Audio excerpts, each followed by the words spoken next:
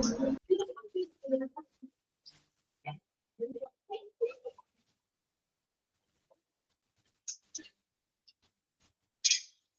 afternoon, all. Good afternoon, ma'am.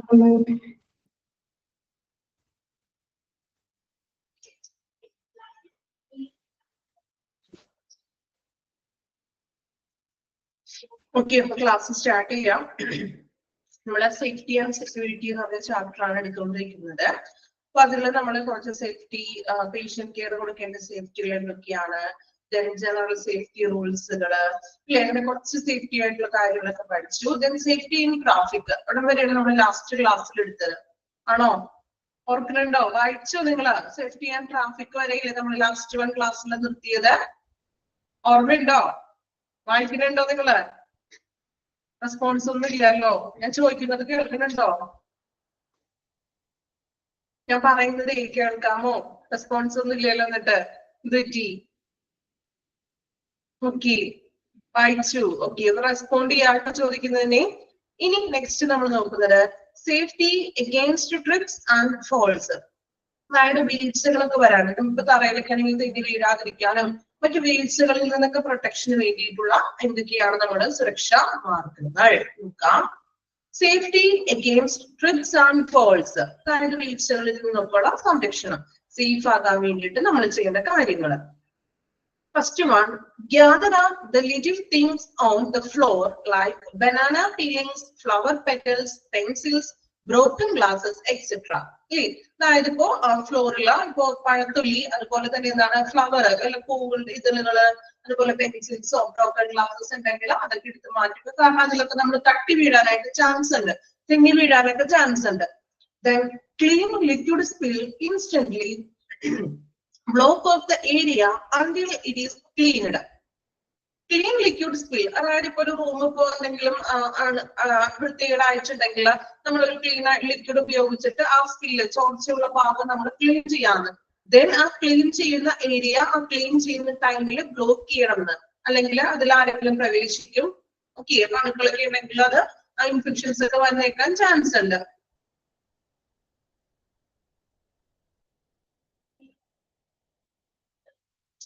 ഏതായിരുന്നു? ട്രാഫിക്കിലാണോ?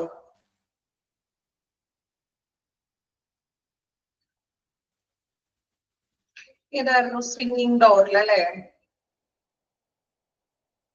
Swinging door. Okay okay, ഞാൻ പറയാം കേട്ടോ. ക്ലാസ് ഇതൊന്ന് കണ്ടിന്യൂ ചെയ്തോട്ടെ, ഞാൻ പറയാം. ഓക്കെ, വിട്ടുപോയി തോന്നുന്നു കേട്ടോ, ഞാൻ പറയാം. നോക്കാം. Safety against trips and falls ആണ് പറയാം കേട്ടോ. ഓക്കെ, ഞാൻ ഓർത്തില്ല അത്. ഓക്കെ, ദെൻ നോക്കാം. സേഫ്റ്റി അഗെയിൻസ്റ്റ് ട്രിപ്സിൽ രണ്ടാമത്തെ പോയിന്റ് ആണ് നമ്മൾ പറഞ്ഞത്. ലിക്വിഡ് ആയിട്ടുള്ള നമ്മൾ ക്ലീൻ ചെയ്യുമ്പോൾ ആ ക്ലീൻ ചെയ്യുന്ന ഏരിയയിലോട്ട് ബ്ലോക്ക് ചെയ്യാവുന്ന ആ ഏരിയ ബ്ലോക്ക് ചെയ്യണം. Then keep drawers and cabinet doors closed, especially doors of wall, overhead mounted cabinets. അതായത് ഇവിടെ പറയുന്നത് keep drawers and cabinet doors closed. എപ്പോഴും ആ ഡോർസും അതുപോലെ തന്നെ ഡ്രോയർ ഒക്കെ എന്ത് ചെയ്യണം? ക്ലോസ് ചെയ്ത് വെക്കണം എന്ന്. Then especially door of overhead mounted cabinet, ഇപ്പൊ മുകളിലേക്കുള്ള ക്യാബിനുകൾ അല്ലെങ്കിൽ ഡ്രോയേഴ്സ് ഒക്കെ ആണെങ്കിൽ അലക്ഷ്യമായിട്ടിടാതെ എപ്പോഴും അത് ക്ലോസ് ചെയ്ത് വെക്കാനായിട്ട് ശ്രമിക്കാം. Then beware of electric cords. You may easily trip. Place them out of the way. അതായത് ഇലക്ട്രിക് കോഡ്സുകൾ, ഇലക്ട്രിക് വയറുകളൊക്കെ ഉണ്ടെങ്കിൽ അത് തട്ടി വീഴാനൊക്കെ ചാൻസ് ഉണ്ട്. സോ അത് കൃത്യസ്ഥലത്ത് തന്നെ വെക്കാണ്, അല്ലെങ്കിൽ നമ്മൾ പെട്ടെന്ന് അതുമ്മ തട്ടി വീഴാനൊക്കെ ചാൻസ് കൂടുതലാണ്. Do not use finger to cut broken glasses. ഇനി എന്തെങ്കിലും ഗ്ലാസ് പീസുകളൊക്കെ ബ്രോക്കൺ ആയിട്ട് കിടക്കുന്നുണ്ടെങ്കിൽ അതൊരിക്കലും നമ്മൾ ഫിംഗർ ഉപയോഗിച്ചിട്ട് എടുക്കാൻ പാടില്ല. Then use a brush or pan instead. അതായത് ഒരു ബ്രഷ് ഉപയോഗിച്ചിട്ടോ അല്ലെങ്കിൽ ഒരു പാൻ, നമ്മൾ ബ്രഷ് ഉപയോഗിച്ച് പഠിച്ചെടുക്കാന്നൊക്കെ പറയില്ലേ, നമ്മളിപ്പോ വീട്ടിലാണെങ്കിൽ പഠിച്ചു വായിട്ട് നമ്മൾ കൈ കൊണ്ട് എടുക്കരുത്, മറ്റേ കോച്ചും കൊണ്ട് അങ്ങനെ എന്തെങ്കിലും ഉപയോഗിച്ചിട്ട് നമ്മൾ എടുക്കുക. നമ്മൾ ഒരിക്കലും ഫിംഗർ ഉപയോഗിച്ചിട്ട് എടുക്കാൻ പാടില്ല, മുറിവുകളൊക്കെ വരാൻ ചാൻസ് ഉണ്ട്. Then take one stair at a time. Always use handrails while walking up or down the stairs. Stair കയറുമ്പോൾ എപ്പോഴും ഒരു സ്റ്റെയർ ചവിട്ടി കയറാണ്. നമ്മള് പണ്ട് കാലങ്ങളിൽ ഇങ്ങനെ 2-3 സ്റ്റെയർ ഒക്കെ മുകളിൽ ഇങ്ങനെ ചാടി കയറും. കയറിയിട്ടുണ്ടോ? കയറാറില്ലേ? 2 സ്റ്റെപ്പ് 3 സ്റ്റെപ്പ് ഒക്കെ ഒരുമിച്ച് ഒന്ന് കയറി നോക്കും അല്ലെ? എല്ലാവരും ചെയ്തിട്ടുണ്ടാവും നിങ്ങൾക്ക് ചെറുപ്പകാലത്തിൽ അല്ലെ? അതൊരു അല്ലെ? അപ്പൊ ഇവിടെ പറയുന്നത് take 1 step at A time. ഒരു ടൈമിൽ ഒരു സ്റ്റെപ്പ് മാത്രം ചവിട്ടി കയറാൻ. ദെൻ അത് എന്താണ് ഹാൻഡ് റൈസിൽ പിടിച്ചുകൊണ്ട് വേണം നമ്മൾ സ്റ്റെയറുകൾ കയറാൻ. സ്റ്റെയറിൽ ഇപ്പോഴും കയറാറുണ്ട്. ഓക്കെ, അതൊരു എന്താ പറയാ അല്ലെ? ചിലർക്ക് ഒരു ക്രേസ് ആണ് തോന്നുന്നത് അല്ലെ? ഇപ്പൊ ഒരു 2 സ്റ്റെപ്പ് 3 സ്റ്റെപ്പ് ചാടി ചാടി കയറും അല്ലെ? പെട്ടെന്ന് എത്താൻ വേണ്ടിയിട്ടാണ് അല്ലെ? ഓക്കെ, അപ്പൊ ഇവിടെ പറയുന്നത് അങ്ങനെ കയറിയിട്ടുണ്ടെങ്കിൽ പ്രശ്നമൊന്നുമില്ല, പക്ഷെ ചിലപ്പോൾ വീഴാനൊക്കെ ചാൻസ് ഉണ്ടെന്ന്. എപ്പോഴും ഒരുപോലെ ഇരിക്കില്ലല്ലോ. സോ ഹാൻഡ് റെയിലൊക്കെ നമ്മൾ ഉപയോഗിക്കണം. Place objects carefully overhead. Objects with carelessly may drop and hurt people. അതുപോലെ തന്നെ വസ്തുക്കള് മുകളിൽ വെക്കുന്ന ഓവർഹെഡ് ആയിട്ട് നമ്മളിപ്പോ ഡ്രോയറിലൊക്കെ മുകളിൽ വെക്കുന്ന വസ്തുക്കള് കെയർഫുൾ ആയിട്ട് തന്നെ വെക്കണം. കെയർലെസ്ലി ആയിട്ട് വെക്കാൻ പാടില്ലാന്ന്, അലക്ഷ്യമായിട്ട് വെക്കാൻ പാടില്ല. കാരണം എന്താണ്, ചിലപ്പോൾ മുകളിൽ ഇരിക്കുന്ന വസ്തുക്കള് ശരിയായ രീതിയിൽ വെച്ചിട്ടില്ല, താഴെ നടക്കുമ്പോൾ ആളുകളുടെ തലയിൽ വീഴാനും അത് എന്താ തലയിലൊക്കെ വീഴാനായിട്ട് ചാൻസ് കൂടുതലാണെന്ന്. കുഴപ്പമില്ല, നമ്മുടെ മേത്ത് തട്ടുകയോ മറ്റെന്തെങ്കിലും അപകടങ്ങൾ വരാനായിട്ട് ചാൻസ് കൂടുതലാണ്. സോ നമ്മള് ഓവർഹെഡ് ആയിട്ട് വെക്കുന്ന ഒബ്ജക്ട്സുകള് അലക്ഷ്യമായിട്ട് വെക്കാൻ പാടില്ല. യഥാസ്ഥാനത്ത് തന്നെ കൃത്യമായിട്ട് വീഴാത്ത രീതിയിൽ, താഴേക്ക് വീഴാത്ത രീതിയിൽ നമ്മൾ അത് വെച്ചിരിക്കണം. ഓക്കെ, ഇത്രയുമാണ് സേഫ്റ്റി അഗെയിൻസ്റ്റ് ട്രിപ്സ് ആൻഡ് ഫോൾസിൽ പറയുന്നത്. അതായത് വീഴാനൊക്കെ ചാൻസ് ഉള്ളതിൽ നിന്നുള്ള ഒരു പ്രൊട്ടക്ഷൻ വേണ്ടിയിട്ട് നമ്മൾ എടുക്കേണ്ട സേഫ്റ്റി അല്ലെങ്കിൽ സേഫ്റ്റി സുരക്ഷാ കാര്യങ്ങൾ എന്തൊക്കെ നമ്മൾ ചെയ്യണം. ഓക്കെ, വായിച്ചു നോക്കുക. Safety against trips and falls. ഇത് നിങ്ങൾ ശരിക്കും പറഞ്ഞിട്ടുണ്ടെങ്കിൽ ബൈ ഹാർട്ട് ചെയ്ത് പഠിക്കേണ്ട കാര്യമുണ്ടോ? കുറെയൊക്കെ നമ്മൾ വായിച്ചത് മനസ്സിലാക്കി എടുക്കാൻ പറ്റുന്ന ഒരു ചാപ്റ്റർ ആണിത്. അല്ലാതെ ഒരുപാട് ഇങ്ങനെ എന്താ പറയാ ബൈ ഹാർട്ട് ചെയ്ത് പഠിക്കേണ്ട ആവശ്യമൊന്നുമില്ല. ഇത് പഠിക്കേണ്ട ആവശ്യമുണ്ടോ? നമുക്ക് സ്വാഭാവികമായിട്ട് വായിച്ചു നോക്കിയിട്ടുണ്ടെങ്കിൽ നിങ്ങൾക്ക് മനസ്സിലാകുന്ന കാര്യമാണ്. ഒരു മെഡിക്കൽ ടേംസ് ഉള്ള കാര്യങ്ങളൊന്നുമില്ല. വളരെ ഈസി ആയിട്ട് നിങ്ങൾക്ക് പഠിച്ചെടുക്കാൻ പറ്റും കേട്ടോ. ഓക്കെ, അയച്ചു നോക്കിക്കോളൂ.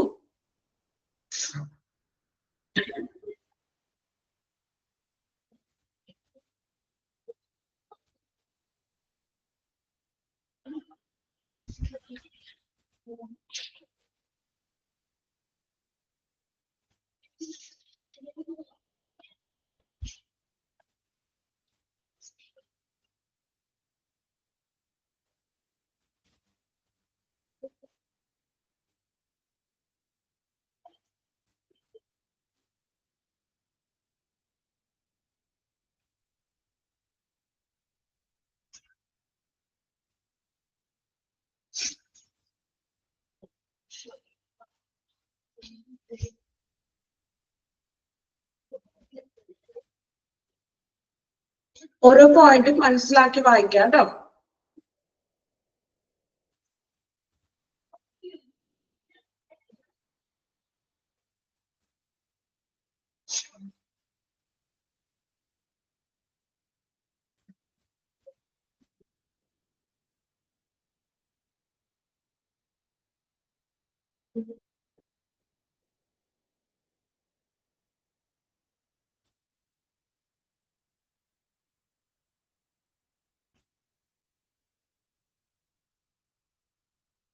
സെക്കൻഡ് പോയിന്റ് എന്തായിരുന്നു? Clean liquid spill instantly. അതായത് ഇപ്പോൾ ഉദ്ദേശിക്കുന്നത് എന്താ വളരെ സിമ്പിൾ ആയിട്ടുള്ള കാര്യമാണ്. സെന്റൻസ് ഒരു എന്താ പറയാ ഒരു കംപ്ലീറ്റ് അല്ലാത്ത രീതിയിൽ കൊടുത്തിരിക്കുന്നതാണ് അല്ലെ വായിക്കുമ്പോ.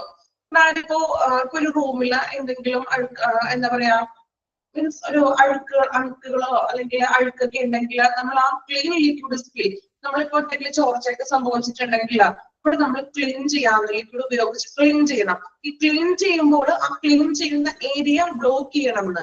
അതായത് ഇവിടെ ബ്ലോക്ക് ചെയ്തില്ലെങ്കിൽ അഴുക്കുകൾ മൊത്തം പുറത്തേക്ക് വരാൻ ചാൻസ് ഉണ്ട്, അല്ലെങ്കിൽ അത് ഉള്ളിലേക്ക് ആരെങ്കിലും പ്രവേശിക്കും. സോ ക്ലീൻ ചെയ്യുക ഇൻസ്റ്റന്റ് ആയിട്ട് അത് അപ്പൊ തന്നെ ക്ലീൻ ചെയ്യണം. ദെൻ ക്ലീൻ ചെയ്യുന്ന ടൈമിൽ ആ ഏരിയ ക്ലോസ് ചെയ്യുകയും വേണം. ഓക്കെ, സെന്റൻസ് ഒരു എൻഡിങ് ഇല്ലാത്തൊരു സെന്റൻസ് ആണ് അല്ലെ? വായിക്കുമ്പോ പെട്ടെന്ന് ചില സെന്റൻസുകൾ അങ്ങനെയാണ് കേട്ടോ അതിൽ കൊടുത്തിരിക്കുന്നത്. കുഴപ്പമില്ല, നമുക്ക് മീനിങ് മനസ്സിലാക്കി നിങ്ങൾ പഠിച്ചാൽ മതി.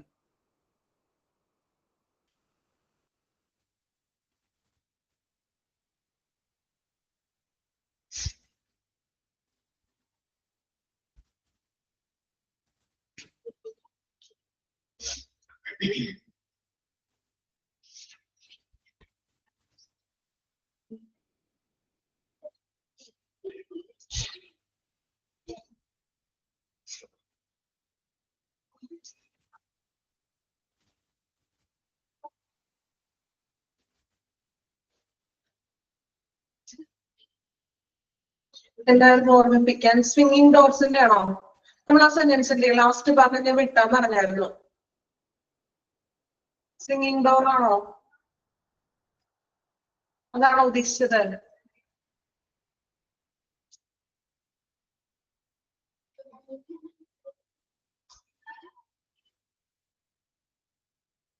Okay okay. ആ സെന്റൻസിൽ ഒരു കറക്ഷൻ ഉണ്ടായിരുന്നേ, അതൊന്ന് ടെക്സ്റ്റ് ഒന്ന് റെഫർ ചെയ്തിട്ട്. ഓക്കെ,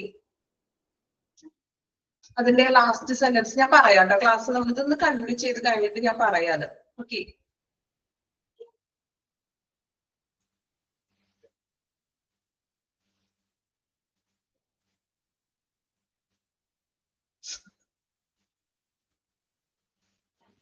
വായിച്ചു കംപ്ലീറ്റ് ചെയ്യാം കേട്ടോ.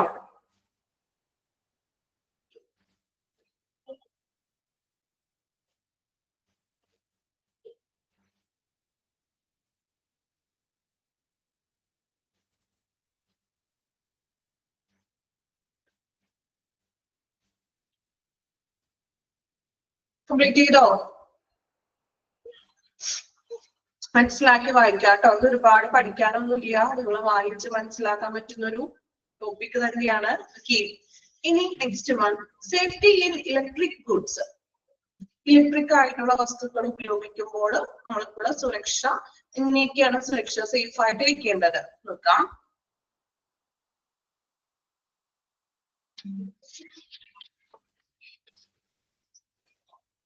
Safety in electric goods.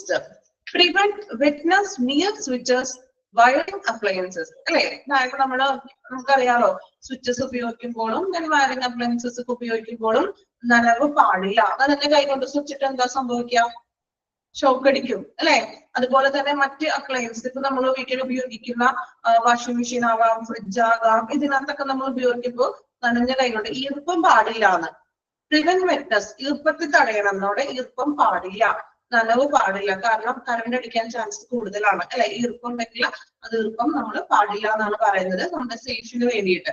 Switches ഒക്കെ കൈകാര്യം ചെയ്യുമ്പോഴും സ്വിച്ചസിന്റെ അടുത്ത്, അതായത് നനവൊന്നും ഒട്ടും തീരെ പാടില്ല. Then protect codes. Heat and oil abuse will damage electric insulation. അതുപോലെ തന്നെ പ്രൊട്ടക്ട് കോഡ്. കോഡ് എന്ന് വെച്ചറിയാലോ, വയർ, നമ്മുടെ ഇലക്ട്രിക്കൽ വയർ ഉണ്ടല്ലോ. സോ വയറിന് നമ്മൾ പ്രൊട്ടക്ട് ചെയ്യണം. എങ്ങനെ? അധികം ചൂടാവാൻ പാടില്ല. ഇത് നമ്മൾ ഒരുപാട് ഓവറായിട്ട് ഉപയോഗം വരുമ്പോൾ അത് ഭയങ്കരമായിട്ട് ഹീറ്റ് ചെയ്യാൻ തുടങ്ങും അല്ലെ. അപ്പൊ ഹീറ്റ് ഒരുപാട് ഓവർ യൂസ് പാടില്ല. അതുപോലെ തന്നെ ഓയിൽ അബ്യൂസ്, ഇപ്പോ എന്തെങ്കിലും ഓയിലോ അങ്ങനെ എന്തെങ്കിലും ഒക്കെ ഉണ്ടെങ്കിലും, അതുപോലെ ഓയിലൊക്കെ പറ്റിയിട്ടുണ്ടെങ്കിൽ അത് നമ്മൾ ക്ലീൻ ചെയ്യണം. സോ ഇങ്ങനെ ഓവറായിട്ട് ഹീറ്റ് ചെയ്താലും ഇങ്ങനെ ഓയിൽ പോലുള്ള എന്തെങ്കിലും ഒക്കെ വന്നിട്ടുണ്ടെങ്കിൽ will damage electric insulation. അതിന്റെ ആ ഒരു ഇൻസുലേഷന് ഡാമേജ് സംഭവിക്കാൻ കാരണമാകുന്നു. സോ നമ്മൾ പ്രൊട്ടക്ട് കോഡ് വയർ സംരക്ഷിക്കണം. അധികം ഹീറ്റ് ആവാതെയും ഇങ്ങനെ ഓയിൽ അങ്ങനെയുള്ള വസ്തുക്കളൊന്നും വരാതെ നമ്മൾ ശ്രദ്ധിക്കണം. Then inspect codes, plugs, switches and outlets regularly to make sure that they are not damaged. അതുപോലെ തന്നെ ഇടയ്ക്ക് നമ്മൾ ചെക്ക് ചെയ്യണം. വയറുകളൊക്കെ ചെക്ക് ചെയ്യണം. പ്ലഗുകള്, സ്വിച്ചസുകള്, ഔട്ട്ലെറ്റ്സുകള്, ഇതെല്ലാം റെഗുലർ ആയിട്ട് ചെക്ക് ചെയ്യണം. അതിനെന്തെങ്കിലും ഡാമേജസ് ഒക്കെ ഉണ്ടോ എന്ന് ഉറപ്പ് വരുത്തണം. ഓക്കെ, ഡാമേജസ് ഒന്നുമില്ല, വർക്കിംഗ് ആണ് എന്നുള്ളത് നമ്മൾ ഉറപ്പ് വരുത്തണം. Report electric faults instantly. എന്തെങ്കിലും ഇലക്ട്രിക് ആയിട്ടുള്ള ഫോൾട്ടുകൾ ഉണ്ടെങ്കിൽ അത് അപ്പൊ തന്നെ റിപ്പോർട്ട് ചെയ്യണം.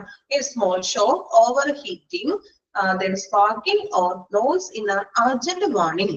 ഇപ്പൊ എന്തെങ്കിലും ചെറിയൊരു ഷോക്ക് ഉണ്ടോ, അല്ലെങ്കിൽ ഓവർ ഹീറ്റ് ആയിട്ടുണ്ടോ, സ്പാർക്കിംഗ് ഉണ്ടോ, അല്ലെങ്കിൽ ചിലപ്പോൾ ഒരു എന്തെങ്കിലും ഒരു വാർണിംഗ് സൗണ്ടുകൾ പുറപ്പെടുവിക്കുന്നുണ്ടോ എന്നൊക്കെ ഉണ്ടെങ്കിൽ അത് ഇൻസ്റ്റന്റ് ആയിട്ട് തന്നെ നമ്മൾ എന്ത് ചെയ്യാം?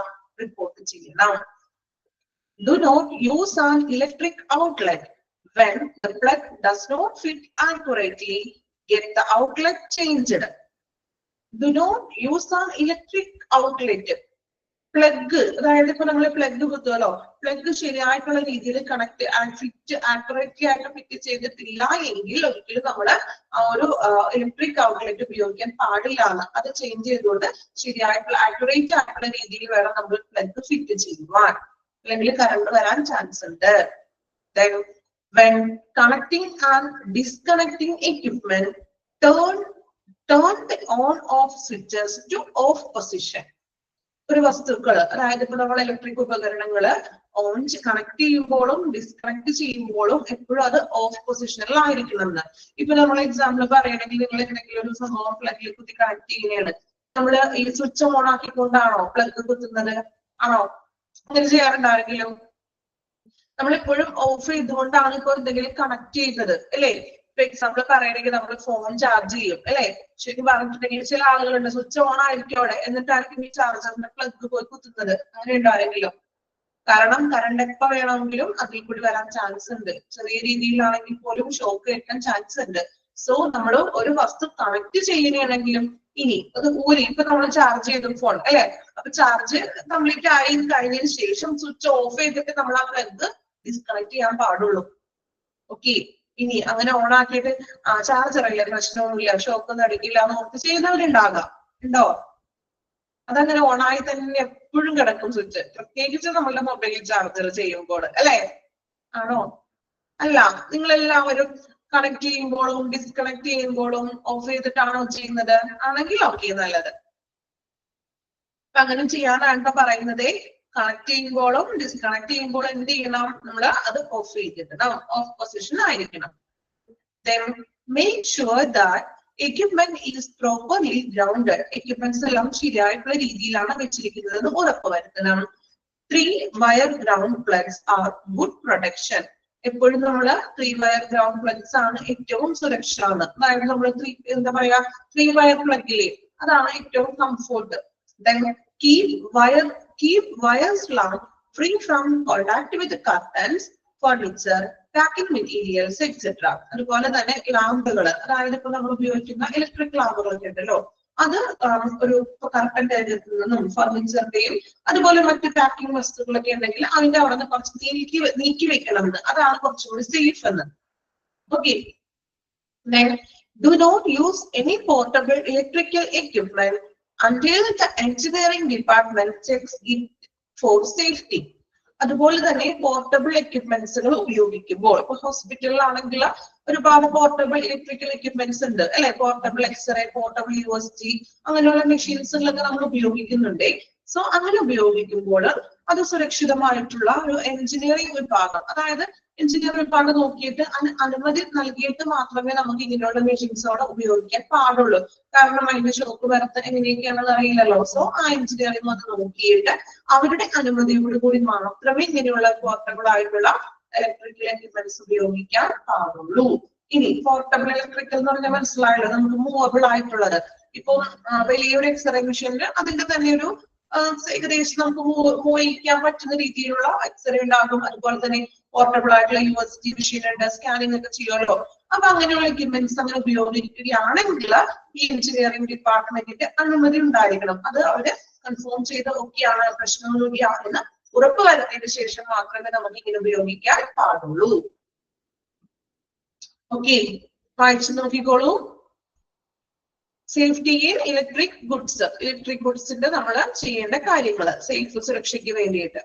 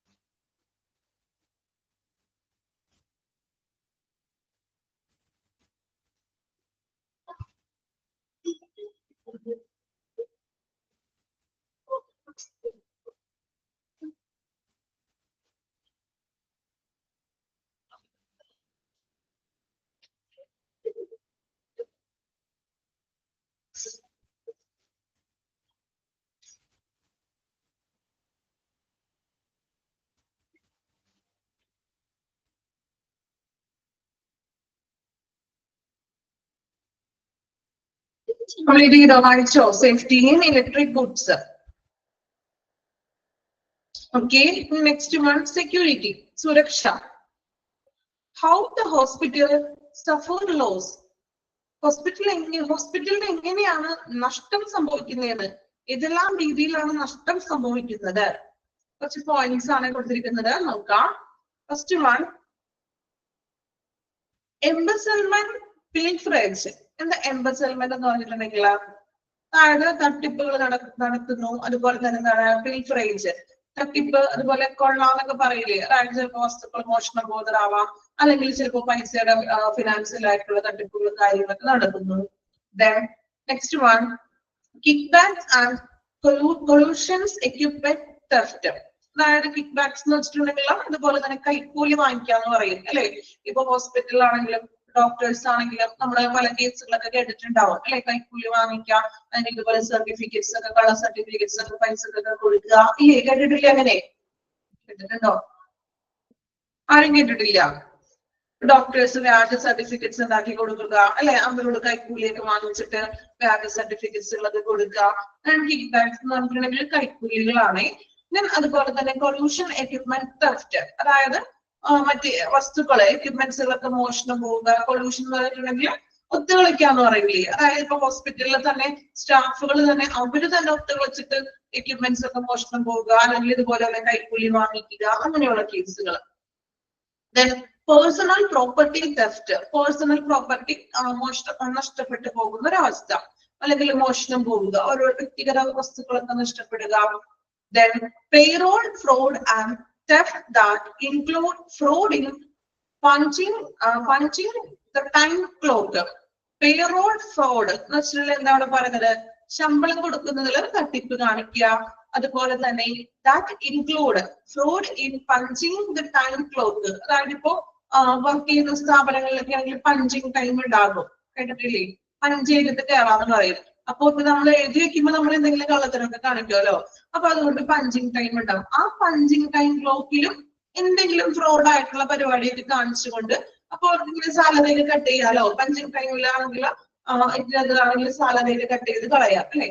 അപ്പൊ ആ പഞ്ചിങ് ടൈം ക്ലോക്കിൽ എന്തെങ്കിലും ഫ്രോഡ് പരിപാടിയൊക്കെ കാണിച്ചുകൊണ്ട് അവർക്ക് കൊടുക്കുന്ന സാലറിയിലൊക്കെ വ്യത്യാസങ്ങളൊക്കെ വന്ന് അങ്ങനെ തട്ടിപ്പുകളൊക്കെ ചെയ്യാന്ന്.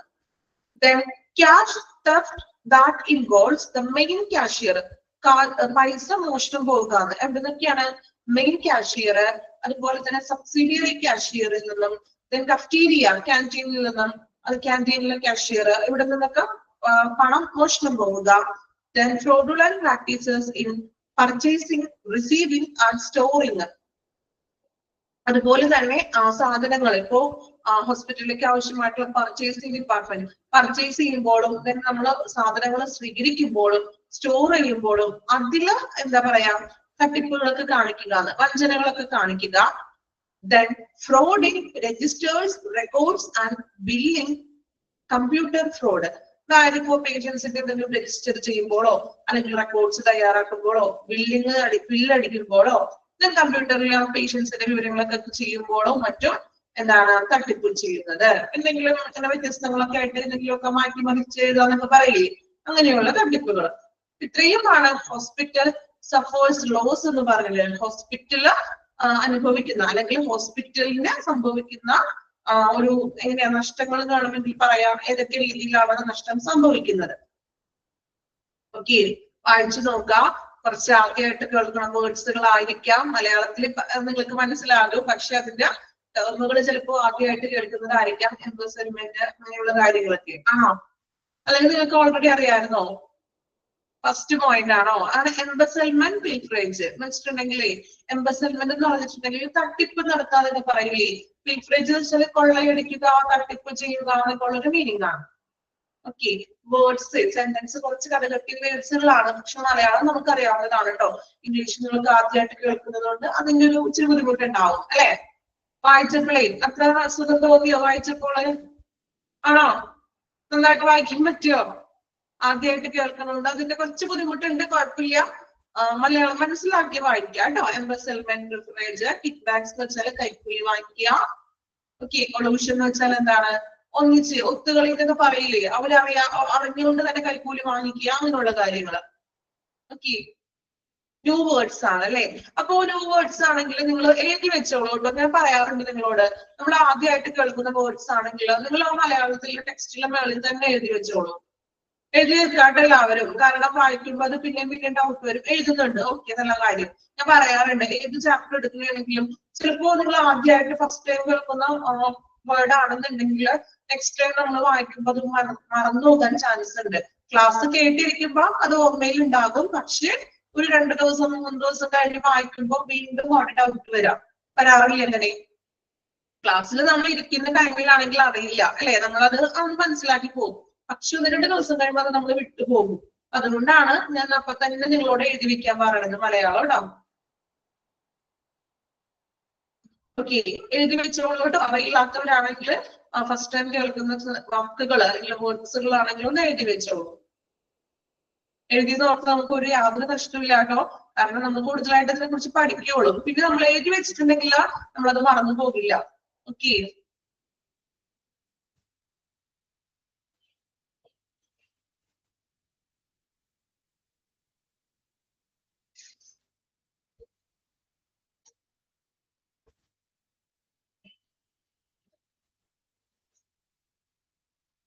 കംപ്ലീറ്റ് ചെയ്തോ? നെക്സ്റ്റ് നോക്കാം, methods of internal control physical security. ശാരീരികമായിട്ടുള്ള ഫിസിക്കൽ സെക്യൂരിറ്റിക്ക് ആയിട്ടുള്ള മാർഗങ്ങൾ അല്ലെങ്കിൽ സുരക്ഷാ മാർഗങ്ങൾ എന്തൊക്കെയാണെന്ന് 2 കാര്യങ്ങളാണ് പറയുന്നത്. നോക്കാം. Protect the hospital against intrusion from outside and illegal movement of goods from within. Protect the hospital against intrusion. Intrusion എന്ന് വെച്ചാൽ എന്താണ്?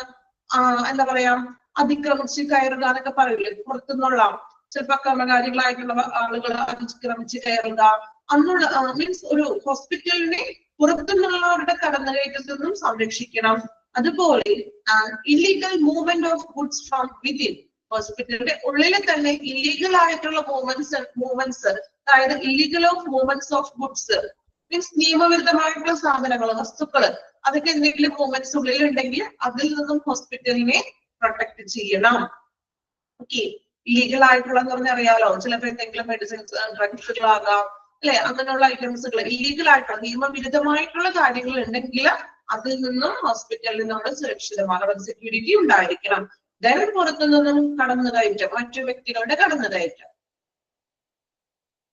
Okay, then next one, separate entry and exit points for.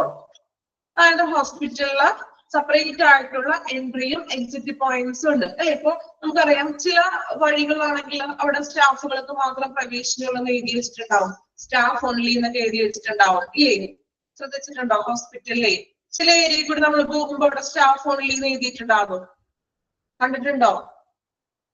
ശ്രദ്ധിച്ചിട്ടുണ്ടോ? അപ്പൊ അതിൽ കൂടി പേഷ്യൻസിനോ വിസിറ്റേഴ്സിനോ ഒന്നും പോകാനായിട്ട് റെസിസ്റ്ററിന്റെ ഏരിയ എന്ന് പറയാം അല്ലെ. അപ്പൊ ഓരോ പേഴ്സൺസിനും അങ്ങനെ സെപ്പറേറ്റ് ആയിട്ടുള്ള ഒരു എൻട്രിയും എക്സിറ്റ് പോയിന്റ്സും ഒക്കെ ഉണ്ട്. അപ്പൊ അതൊക്കെയാണെന്നാണ് പറയുന്നത്. Staff, patient and visitors and vendors. Vendors എന്ന് പറഞ്ഞാൽ കച്ചവടക്കാർ, അതായത് എന്താ പറയാ, വെൻഡേഴ്സ് എന്ന് പറയുമ്പോൾ കച്ചവടക്കാര് വേണമെങ്കിൽ അങ്ങനെ നമുക്ക് പറയാം, വസ്തുടമ കച്ചവടക്കാര്. അതുപോലെ തന്നെ സെയിൽ പേഴ്സൺസ്, ഇപ്പൊ മെഡിക്കൽ റെപ്രസെന്റേറ്റീവ് ഒക്കെ ഉണ്ടല്ലോ, അങ്ങനെയുള്ള sale persons. Delivery people and contractors, contractor ഉണ്ടാകും. അതുപോലെ തന്നെ ഡെലിവറി പീപ്പിൾ, എന്തെങ്കിലും വസ്തുക്കൾ ഡെലിവറി ചെയ്യാൻ വരുന്ന വ്യക്തികൾ. ഓക്കെ, അപ്പൊ ഇവർക്കൊക്കെയാണ് നമ്മൾ separate entry and exit points കൊടുക്കുന്നത്. വായിച്ചു നോക്കുക കേട്ടോ, 3 വായിച്ചു നോക്കിയേ. Methods internal control.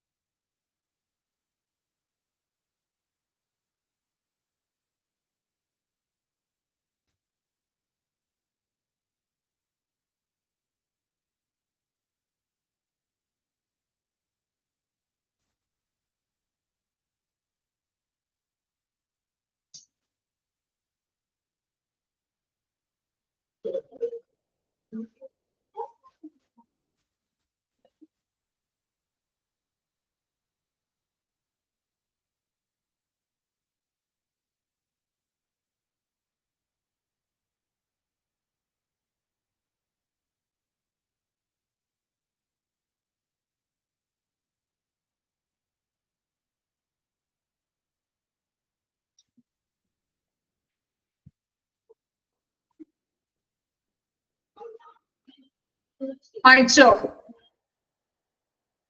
Okay, next വരെ നോക്കാം. അപ്പൊ നമ്മൾ പറഞ്ഞു separate entry and exit points. സ്റ്റാഫുകൾക്കാണെങ്കിലും ടീച്ചിങ്ങിനാണെങ്കിലും വിസിറ്റേഴ്സിനാണെങ്കിലും സെയിൽസ് പേഴ്സണും ഡെലിവറി പീപ്പിൾ കോൺട്രാക്ടേഴ്സ് ഇവർക്കെല്ലാം നമ്മൾ ഒരേപോലത്തെ തന്നെ എന്താണ് സെപ്പറേറ്റ് ആയിട്ടുള്ള എൻട്രി ആൻഡ് എക്സിറ്റ് പോയിന്റ് ആണോ എന്ന് നമ്മൾ നോക്കണം. ഇനി അതുമായിട്ട് റിലേറ്റഡ് ആയിട്ടുള്ള കാര്യങ്ങളാണ് പറയുന്നത്. Identify, scrutinise and guide the non-patient and non-visitors traffic such as vendors at the controlled gates. അതായത് നമ്മൾ പറഞ്ഞു പേഷ്യന്റിനും വിസിറ്ററിനും വെൻഡേഴ്സിനുമായിട്ട് ഒരു സെപ്പറേറ്റഡ് ആയിട്ടുള്ള എക്സിറ്റ് ആൻഡ് എൻട്രി പോയിന്റ് ആയിരിക്കും. സോ ആ എൻട്രി പോയിന്റിൽ കൂടി നോൺ പേഷ്യന്റും നോൺ വിസിറ്റേഴ്സും പേഷ്യന്റ് അല്ലാത്ത അല്ലെങ്കിൽ വിസിറ്റേഴ്സ് അല്ലാത്ത മറ്റാളുകൾ പ്രവേശിക്കുന്നുണ്ടോ എന്ന് ഐഡന്റിഫൈ ചെയ്യാം. Identify and scrutinise. സ്ക്രൂട്ടനൈസ് ചെയ്യാന്ന് വെച്ചാൽ എന്താ അർത്ഥം? നിരീക്ഷിക്കാൻ, സൂക്ഷ്മമായിട്ട് നിരീക്ഷിക്കണമെന്ന്. അതിൽ കൂടി അതില് ഇപ്പോ പേഷ്യന്റ് ആണെന്നുണ്ടെങ്കിൽ പേഷ്യന്റ് അല്ലാത്ത ആളുകൾ ആ വഴി പോകുന്നുണ്ടോ എന്ന് സൂക്ഷ്മമായിട്ട് നിരീക്ഷിക്കണം. സ്ക്രൂട്ടിനൈസ്, സൂക്ഷ്മമായ നിരീക്ഷണം. ഓക്കെ, എഴുതി വെക്കാം കേട്ടോ. അറിയില്ലാത്തവർ എഴുതി വെച്ചോളൂ. സ്ക്രൂട്ടിനൈസ് ചെയ്യാന്ന് വെച്ചാൽ നിരീക്ഷിക്കുക, അല്ലെങ്കിൽ സൂക്ഷ്മമായിട്ട് നോക്കുക എന്നൊക്കെ പറയില്ലേ.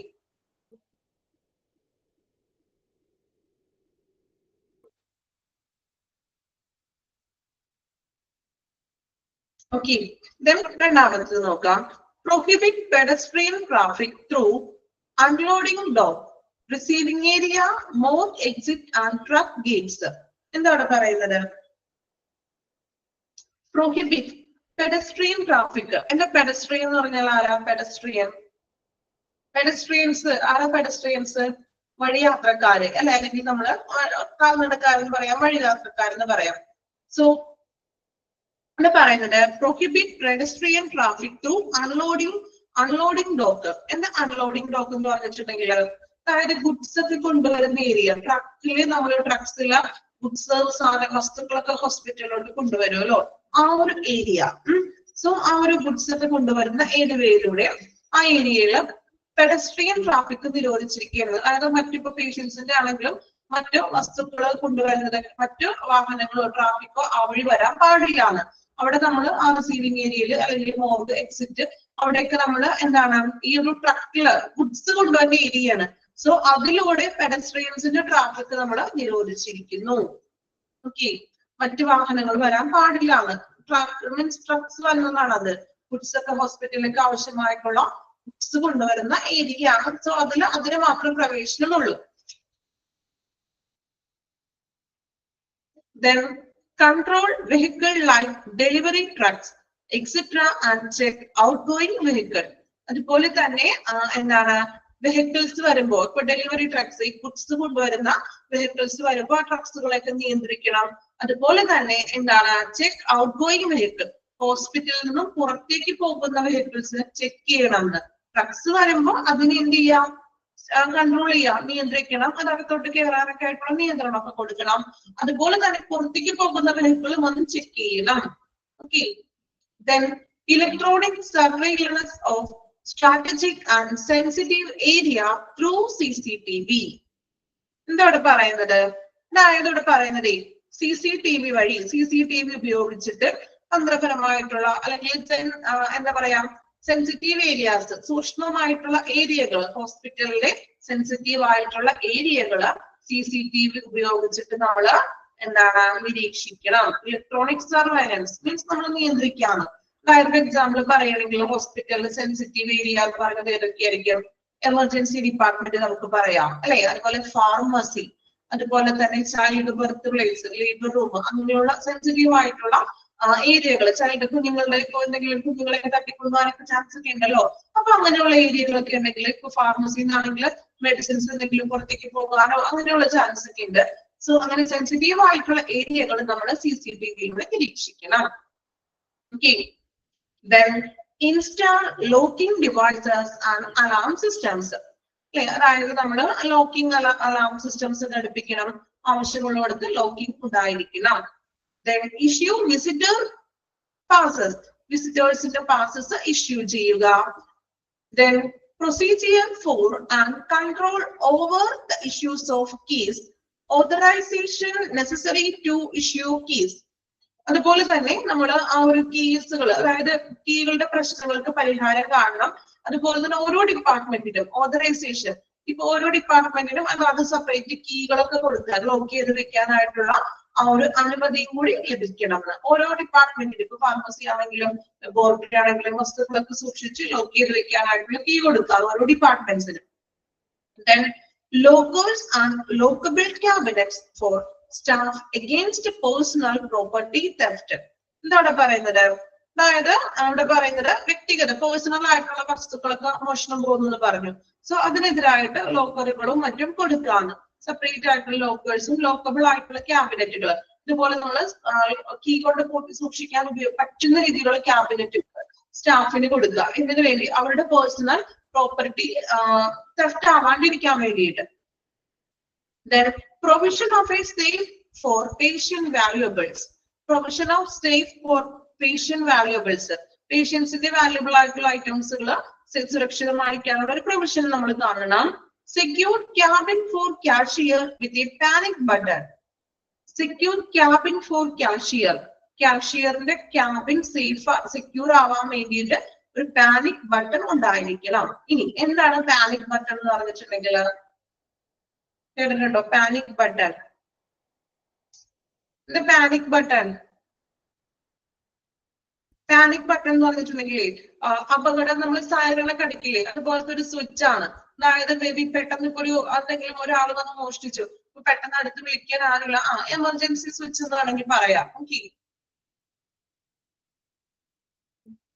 Then provide roll-up shutters or grills at strategic places for nighttime protection. ഇനി ഇപ്പൊ രാത്രിയിലൊക്കെ ആണെങ്കിൽ സേഫ് ആക്കാൻ വേണ്ടിയിട്ട് ഗ്രിൽസ് ഒക്കെ അടിക്കാൻ, ഇപ്പൊ ഹോസ്പിറ്റലിലാണെങ്കിൽ ഗ്രിൽസ് ഒക്കെ അടിച്ചിട്ടുണ്ടാവും, പെട്ടെന്ന് ഒരാൾക്ക് പ്രവേശിക്കാനൊന്നും പറ്റില്ല അല്ലേ? അപ്പൊ ഗ്രിൽസ് അടിക്കുക. അതുപോലെ തന്നെ റോളർ ആൻഡ് ഷട്ടേഴ്സ്, കറക്റ്റ് പോലെ തന്നെ ഷട്ടർ ഇടില്ലേ നമ്മള്, അത് കുറച്ചും കൂടി സേഫ് ആണെന്ന് നൈറ്റ് ടൈം പ്രൊട്ടക്ഷനൊക്കെ വേണ്ടിയിട്ട്. ഓക്കെ, ഇത്രയുമാണ് സെപ്പറേറ്റ് എൻട്രി ആൻഡ് എക്സിറ്റ് പോയിന്റ്സിൽ പറയുന്ന കാര്യങ്ങൾ. വായിച്ചു നോക്കാം കേട്ടോ.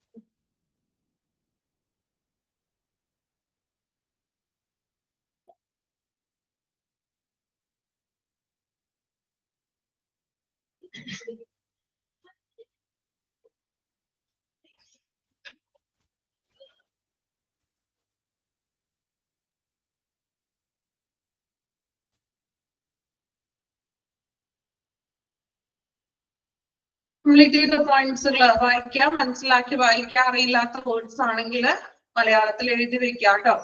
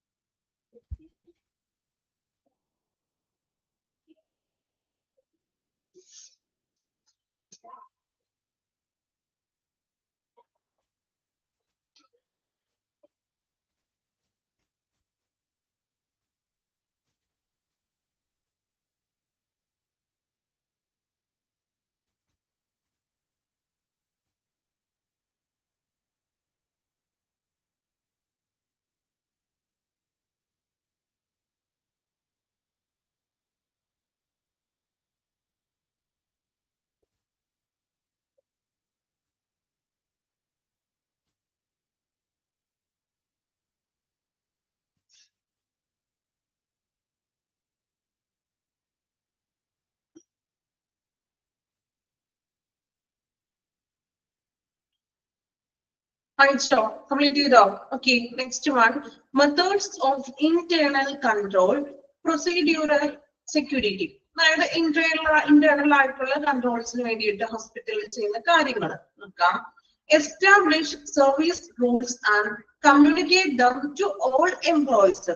അതായത് ഓരോ സർവീസസിനുള്ള റൂൾസ് ആൻഡ് റെഗുലേഷൻസുകൾ സ്ഥാപിക്കണം. അതുപോലെ തന്നെ അത് എല്ലാ എംപ്ലോയീസിനോടും പറയണം, കമ്മ്യൂണിക്കേറ്റ് ചെയ്യണം. ഓരോ റൂൾസ് ആൻഡ് റെഗുലേഷൻസ് എസ്റ്റാബ്ലിഷ് ചെയ്യണം. അതുപോലെ തന്നെ എന്താണ് എംപ്ലോയീസിനോട് അത് കമ്മ്യൂണിക്കേറ്റ് ചെയ്തിരിക്കണം. Then establish policy and procedures for all departments. എല്ലാ ഡിപ്പാർട്ട്മെന്റ്സിലോട്ടും അവിടെയുള്ള പോളിസികളും പ്രൊസീജിയേഴ്സുകളും സ്ഥാപിക്കണം. Then establish committee. കമ്മിറ്റികൾ നിയമിക്കണം. ഏതൊക്കെ കമ്മിറ്റികളാണ്? Purchase committee, pharmacy and therapeutic committee. ഈ കമ്മിറ്റികളെല്ലാം രൂപീകരിച്ചിരിക്കണം. Then establish accountability and control overflow of hospital supplies and materials, particularly receiving functions. എന്താണ് പറയുന്നത്? Establishing accountability and control overflow of hospital supplies and materials, particularly receiving functions. അതായത് overflow, hospital സപ്ലൈസിന്റെ overflow control ചെയ്യണം എന്ന്. അതായത് ഇപ്പൊ ഹോസ്പിറ്റലിലേക്ക് ആവശ്യമായിട്ടുള്ള supplies അല്ലെ, സാധനങ്ങൾ വാങ്ങിക്കുമ്പോൾ ആവശ്യത്തിന് മാത്രം വാങ്ങിക്കാന്ന്, ഒരുപാട് ഓവർഫ്ലോ ആകാൻ പാടില്ലാന്ന്. ഒരുപാട് വസ്തുക്കൾ വാങ്ങിച്ചത്, ഇപ്പോ എക്സാമ്പിൾ പറയുകയാണെങ്കിൽ ഇപ്പൊ ഓരോ കാര്യങ്ങൾക്ക് ഇപ്പോ ഇങ്ങനെയൊക്കെ ആണെങ്കിലും ആവശ്യത്തിനുള്ള വസ്തുക്കൾ വാങ്ങിക്കുക. അങ്ങനെ ഇപ്പൊ മെഡിസിൻ ആണെങ്കിലും അല്ലെങ്കിൽ ഓരോ വസ്തുക്കൾ നമ്മൾ അവിടെ ഉപയോഗിക്കുന്ന വസ്തുക്കളൊക്കെ ആണെങ്കിലും ആവശ്യത്തിന് വാങ്ങിക്കുക, അത് കൺട്രോൾ ചെയ്യാവുന്ന, അല്ലാതെ അത് ഓവർഫ്ലോ ആക്കാൻ പാടില്ല. പിന്നെ അതുപോലെ മെറ്റീരിയൽസ് ഒക്കെ ആണെങ്കിലും അതിനാവശ്യമുള്ളതിനനുസരിച്ചിട്ട് വാങ്ങിക്കുക. Institute inventory control procedures. Inventory control അതായത് നമ്മൾ ഓരോ ഡിപ്പാർട്ട്മെന്റിനാണെങ്കിലും ഇൻവെന്ററി തയ്യാറാക്കാണ്. എന്ത് ഇൻവെന്ററി എന്ന് പറഞ്ഞിട്ടുണ്ടെങ്കിൽ വില വിവര കണക്കുകൾ. അതായത് ഇപ്പൊ ഓരോ ഡിപ്പാർട്ട്മെന്റിലും അവിടേക്ക് ആവശ്യമായിട്ടുള്ള വസ്തുക്കൾ ഏതൊക്കെയാണ്, അത് ഇത്ര വാങ്ങിച്ചു എന്നുള്ള ആ ഒരു വില വിവര പട്ടിക അല്ലെങ്കിൽ ആ ഒരു കണക്കുകൾ നമ്മൾ തയ്യാറാക്കണം. കാരണം അപ്പൊ എത്രത്തോളം നമ്മൾ വാങ്ങിച്ചു, പിന്നെ നെക്സ്റ്റ് ടൈമിൽ എത്ര പർച്ചേസ് ചെയ്യണം എന്നുള്ള ആ ഒരു കണക്ക് നമുക്ക് കൃത്യമായിട്ട് ലഭിക്കും. സോ ഇൻവെന്ററി കൺട്രോൾ ഉണ്ടായിരിക്കണം. Then establish well formulated procedures for requisition, purchase, index, supply and distribution. അതുപോലെ തന്നെ എന്താണ് ഫോർമുലേറ്റഡ് ആയിട്ടുള്ള പ്രൊസീജിയേഴ്സ് ഉണ്ടായിരിക്കണം എന്ന്. അതായത് ഇപ്പൊ റിക്വസിഷൻ ഒക്കെ കൊടുക്കുമ്പോൾ അതിന് ശരിയായിട്ടുള്ള ഒരു നടപടിക്രമങ്ങൾ വേണം. ഇപ്പൊ ഗുഡ്സ് ഒക്കെ പർച്ചേസ് ചെയ്യുമ്പോഴും ഇന്റന്റ് മീൻസ് കരാറൊക്കെ നമ്മൾ നടത്തുമ്പോഴും അത് സപ്ലൈ ചെയ്യുമ്പോഴും ഡിസ്ട്രിബ്യൂഷൻ ചെയ്യുമ്പോഴും ഇതിനെല്ലാം ഒരു നടപടിക്രമങ്ങൾ ഉണ്ടായിരിക്കണം. അല്ലാതെ നമ്മുടെ ഇഷ്ടത്തിനെല്ലാം പർച്ചേസ് നടത്തുന്നതും മറ്റും. സോ അതിനൊക്കെ ഒരു കൃത്യമായിട്ടൊരു പ്രൊസീജിയേഴ്സ് ഉണ്ടായിരിക്കണം. Then conduct surprise checks of all departmental inventories. അതുപോലെ തന്നെ എല്ലാ ഡിപ്പാർട്ട്മെന്റിലും ഇൻവെന്ററീസ് ഒക്കെ ആണെങ്കിലും അവിടെ നമ്മൾ സർപ്രൈസ് ആയിട്ടുള്ള ഒരു ചെക്കിങ് കൊടുക്കണം. അതായത് ഇപ്പോ പറഞ്ഞ് നമ്മൾ ചെക്കിങ്ങിന് ഇപ്പൊ ചെക്ക് ചെയ്യാൻ വരുന്നുണ്ട് എന്ന് പറയുമ്പോൾ അവിടെ എന്തെങ്കിലും കാണത്തിലുണ്ടെങ്കിൽ നമുക്കത് പിടിക്കാൻ പറ്റില്ല അല്ലെ. അപ്പൊ പറയാതെയുള്ള ചെക്കുകൾ ഓരോ ഡിപ്പാർട്ട്മെന്റിലും ചെക്കിങ് ഉണ്ടായിരിക്കണം. ഇപ്പോ സ്കൂളിലും കോളേജിലൊക്കെ പഠിക്കുന്ന കാലഘട്ടത്തിലേ ചെക്കിങ് എന്ന് പറഞ്ഞ് പെട്ടെന്ന് വരും. എല്ലാ കുട്ടികളോടും പുറത്തേക്ക് ഇറങ്ങി പറഞ്ഞിട്ട് ബാഗൊക്കെ ചെക്ക് ചെയ്തിട്ടുണ്ടോ? അങ്ങനെ പണ്ട് ഞാൻ പഠിച്ചിരുന്ന സമയത്തൊക്കെ അങ്ങനെ ഉണ്ടായിട്ടുണ്ട്. കോളേജിലും ഉണ്ട്, സ്കൂളിലും അങ്ങനെ ചെക്കിങ് ഒക്കെ ഉണ്ടായിട്ടുണ്ട്. നമ്മളോട് മുൻകൂട്ടി പറഞ്ഞു വന്നിട്ടാണോ ചെക്ക് ചെയ്യുന്നത്? മീൻസ് ബാഗിൽ എന്തെങ്കിലുമൊക്കെ കുട്ടികൾ കൊണ്ടുവന്നിട്ടുണ്ടോ എന്നൊക്കെ അറിയാൻ വേണ്ടിയിട്ട് എന്ത് ചെയ്യും? സർപ്രൈസ് ആയിട്ടാണ് ചെക്കിങ്ങിന് വരുന്നത് അല്ലേ. അന്നത്തെ കാലഘട്ടത്തിൽ മൊബൈൽ ഫോൺ അതുപോലെ ഇപ്പൊ കോളേജിലൊക്കെ മൊബൈൽ ഫോൺ യൂസ് ചെയ്യാം അല്ലെ. പക്ഷെ ആദ്യം കാലഘട്ടങ്ങളൊന്നും മൊബൈൽ ഫോൺ യൂസ് ചെയ്യാൻ പാടില്ല. അപ്പൊ ചില കുട്ടികൾ ഫോണൊക്കെ കൊണ്ടുവന്നിട്ടുണ്ടാവും. അപ്പൊ അതൊക്കെ പെട്ടെന്ന് നമ്മൾക്ക് സർപ്രൈസ് ആയിട്ട് വരുമ്പോഴാണ് ഇങ്ങനെയുള്ള എന്തെങ്കിലും വസ്തുക്കളൊക്കെ പിടിക്കുന്നത്. അപ്പൊ ഇവിടെയും പറയുന്നത് ഹോസ്പിറ്റലിലെ വേരിയസ് ഡിപ്പാർട്ട്മെന്റിൽ ഇതുപോലെ സർപ്രൈസ് ആയിട്ടുള്ള ചെക്കിങ്ങുകൾ കൊണ്ടുവരുന്നത്. അപ്പോഴേ നമുക്ക് എന്തെങ്കിലും കള്ളത്തരങ്ങളൊക്കെ ഉണ്ടോ എന്നൊക്കെ നമുക്ക് അറിയാനായിട്ട് സാധിക്കുള്ളൂ. ഓക്കെ, വായിച്ചു നോക്കുക. ചാപ്റ്ററിന്റെ ലാസ്റ്റ് ഭാഗമാണ് കേട്ടോ അത്. വായിച്ചു നോക്കിക്കോളൂ.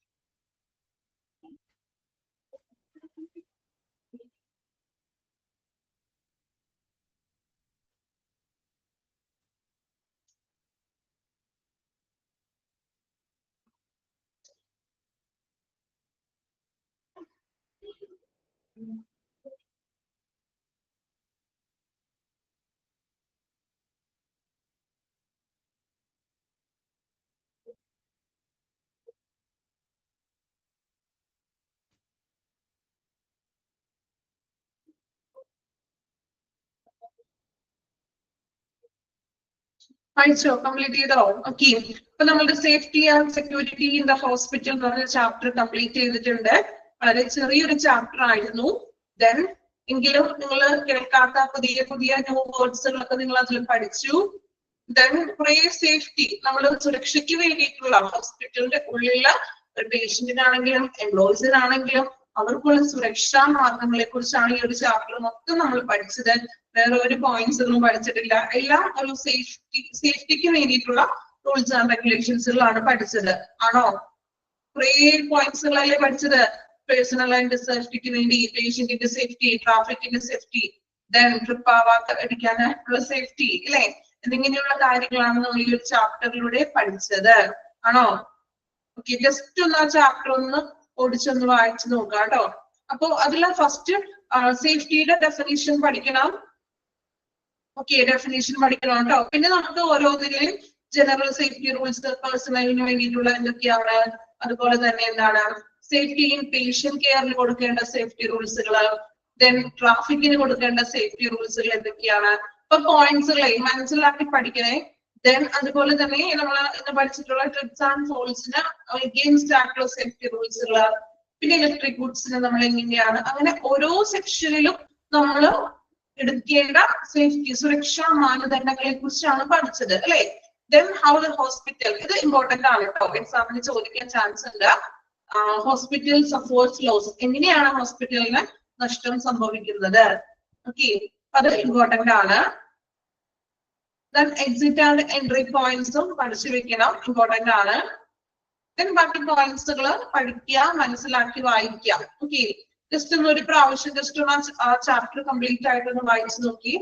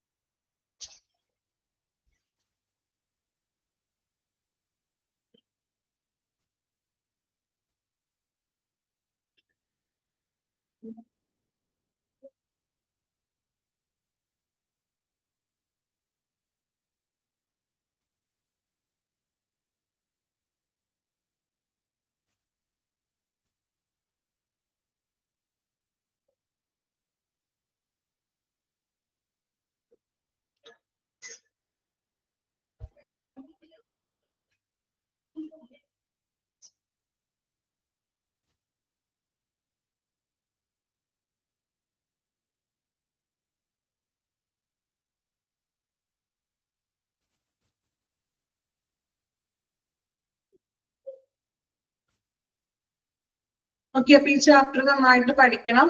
ഇനി നമ്മൾ അടുത്ത ക്ലാസ്സിൽ പുതിയൊരു ചാപ്റ്റർ ആണ് സ്റ്റാർട്ട് ചെയ്യുന്നത്. മൊഡ്യൂൾ 4 ചാപ്റ്റർ ആയിരിക്കും കേട്ടോ. മൊഡ്യൂൾ 4 ചാപ്റ്ററിന്റെ എത്രാമത്തെ ചാപ്റ്റർ ആണ് ടെക്സ്റ്റിൽ നിങ്ങളുടെ ലോണ്ടറി ആൻഡ് ലിനൻ സർവീസ് എന്ന് പറയുന്ന ചാപ്റ്റർ ആണ് കേട്ടോ. ഇനി നമ്മൾ അടുത്തത് എടുക്കാൻ പോകുന്നത് ചാപ്റ്റർ ഏതായിരുന്നു? എത്രാമത്തെ ചാപ്റ്റർ ആയിരുന്നു അത്? Laundry and linen service. എത്രാമത്തെ ആയിരുന്നു നിങ്ങളുടെ ടെക്സ്റ്റില്? മൊഡ്യൂൾ 4 ലോണ്ടറി ആൻഡ് ലിനൻ എന്ന് പറഞ്ഞ ചാപ്റ്റർ ആണ്.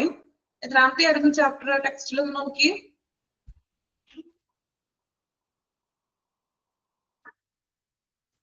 ഓക്കെ, അപ്പൊ അതും വളരെ ചെറിയൊരു ചാപ്റ്റർ ആണ്, വളരെ സിമ്പിൾ ആയിട്ട് പഠിച്ചു പോകാൻ പറ്റുന്ന സെക്കൻഡ് ചാപ്റ്റർ ആണ്. ഓക്കെ, അപ്പോ നെക്സ്റ്റ് നമുക്ക് നാളെ ഉണ്ടല്ലോ ക്ലാസ്. നാളെ നമുക്ക് ലോണ്ടറി ആൻഡ് ലിനൻ എന്ന് പറഞ്ഞ ചാപ്റ്റർ സ്റ്റാർട്ട് ചെയ്യാം. വളരെ കുഞ്ഞു ചാപ്റ്റർ ആണ്, അതുപോലെ തന്നെ പഠിക്കാൻ വളരെ ഈസി ആയിട്ടുള്ള ഒരു ചാപ്റ്റർ ആണ് കേട്ടോ. അതില് നിങ്ങൾക്ക് തന്നെ കുറെ കാര്യങ്ങളൊക്കെ പറയാൻ പറ്റും. ഇതുപോലെ പുതിയ പുതിയ വേർഡ്സും കാര്യങ്ങളൊന്നും ഇല്ല. അത്യാവശ്യം നമ്മൾ എന്ത് ലോണ്ടറി എന്ന് പറഞ്ഞിട്ടുണ്ടെങ്കിൽ ലോണ്ടറി സർവീസ് കേട്ടിട്ടില്ലേ? ലോണ്ടറി സർവീസ് എന്താ? ലോണ്ടറി സർവീസ് നമ്മൾ അലക്ക് സർവീസ് അല്ലെ, അലക്കാനും നമ്മൾ എന്താ പറയാ വാഷ് ചെയ്യാനും നമ്മൾ കൊടുക്കുന്നത് ഒരുമിച്ച് അല്ലെ. അപ്പൊ ഹോസ്പിറ്റലിലെ ലോണ്ടറി സർവീസസിനെ കുറിച്ചിട്ടാണ് നമ്മൾ ആ ഒരു ചാപ്റ്ററിൽ പഠിക്കാൻ പോകുന്നത്. ഹോസ്പിറ്റലിലെ മെറ്റീരിയൽസ്, ഹോസ്പിറ്റലിലെ തുണിത്തരങ്ങള് അലക്കാനും മറ്റുമായിട്ട് നമ്മൾ ആ ഹോസ്പിറ്റലിന്റെ ഉള്ളിൽ തന്നെ ഒരു ലോണ്ടറി സർവീസസ് ഉണ്ട്. ഓക്കെ, അതിനെ കുറിച്ചാണ് നമ്മൾ പുതിയൊരു ക്ലാസ്, പുതിയ ചാപ്റ്ററിൽ പഠിക്കാൻ പോകുന്നത്. അപ്പൊ ജസ്റ്റ് ഒന്ന് ഇൻട്രൊഡക്ഷൻ ഒന്ന് വായിച്ചിട്ട് വരിക കേട്ടോ. ലോണ്ടറി ആൻഡ് ലിനൻ സർവീസിന്റെ ഇൻട്രൊഡക്ഷൻ ജസ്റ്റ് ഒന്ന് വായിക്കാം. ഒരുപാടൊന്നും വായിക്കണ്ട, ഇൻട്രൊഡക്ഷൻ മാത്രം ഒന്ന് വായിക്കാം. ഓക്കെ, ഇനി നമുക്ക് നാളെ ക്ലാസ് സ്റ്റാർട്ട് ചെയ്യാം. പുതിയൊരു ക്ലാസ് പുതിയ ദിവസം തന്നെ സ്റ്റാർട്ട് ചെയ്യാം അല്ലെ. അപ്പോ നെക്സ്റ്റ് ക്ലാസ്സിൽ വായിക്കാൻ മറക്കരുതും, ഇൻട്രൊഡക്ഷൻ നോക്കുക കേട്ടോ.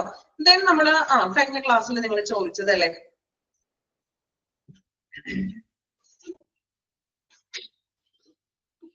അതായത് സ്വിംഗിങ് ഡോറിന്റെ അവിടെ ടെക്സ്റ്റ് ബുക്കിൽ ഒന്ന് ശ്രദ്ധിക്കണേ. Take vehicle through swinging door. അത് കഴിഞ്ഞിട്ടേ നെവർ റൺ ത്രൂ അങ്ങനെ ഉണ്ടോ ടെക്സ്റ്റ് ബുക്കില്?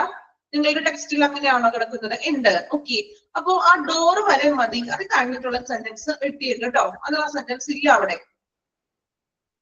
ഓക്കെ, ക്ലിയർ ആയോ ഞാൻ പറഞ്ഞത്? ദ വെഹിക്കിൾ ത്രൂ ഈ സ്വിംഗിങ് ഡോർ അത്രയും മതി. അത് കഴിഞ്ഞിട്ടുള്ളത് വെട്ടിക്കളഞ്ഞേക്കും.